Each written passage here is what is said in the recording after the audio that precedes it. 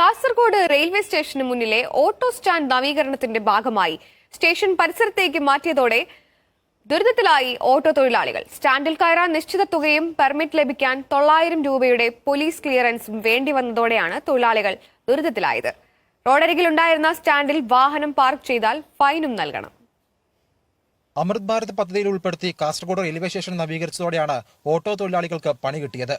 മുൻപ് സ്റ്റേഷന് മുൻപിലെ റോഡിലായിരുന്നു സ്റ്റാൻഡ് ഉണ്ടായിരുന്നത്. പകരം സ്റ്റേഷൻ പരിസരത്ത് പുതിയ സ്റ്റാൻഡ് നിർമ്മിച്ചു. എന്നാൽ ഈ സ്റ്റാൻഡിൽ വാഹനം കയറ്റാൻ 500 മുകളിൽ വരുന്ന പെർമിറ്റ് എടുക്കണം. ഈ പെർമിറ്റ് ലഭിക്കാൻ 900 രൂപയുടെ പോലീസ് ക്ലിയറൻസ്. ഇതോടെ ഓട്ടോ വാടകയ്ക്ക് എടുത്തോടുന്ന തൊഴിലാളികൾ ദുരിതത്തിലായി. കേന്ദ്ര ഗവൺമെന്റെങ്കിലും സംസ്ഥാന ഗവൺമെന്റെങ്കിലും ഇത് ഈ തൊഴിലാളികളെ അടിച്ചേൽപ്പിക്കുന്നതിൽ നമുക്ക് വലിയൊരു ബുദ്ധിമുട്ടുണ്ട്. സ്വന്തം ഓൺ വണ്ടിയൊന്നുമല്ല, കളക്ഷന്റെ വണ്ടിയാണ്. അതിൽ 250 കളക്ഷൻ, ഡീസൽ, അത് എല്ലാം കൂടുമ്പോൾ നമുക്ക് ഒന്നുമില്ല, ആകെ ഒരു 10-300 രൂപ മെച്ചം.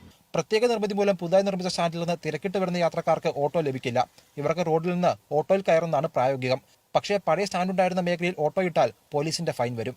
രാവിലെ സ്കൂൾ സമയത്ത് ബസ്സില്ലാത്ത തളങ്കര റൂട്ടിൽ 10 രൂപയ്ക്ക് ആളുകളെ കയറ്റിയാൽ ഫൈൻ. പക്ഷേ അവിടേക്ക് പെർമിറ്റ് ഉണ്ടായിട്ടും സർവീസ് നടത്താത്ത ബസ്സുകൾക്ക് പിഴയില്ല.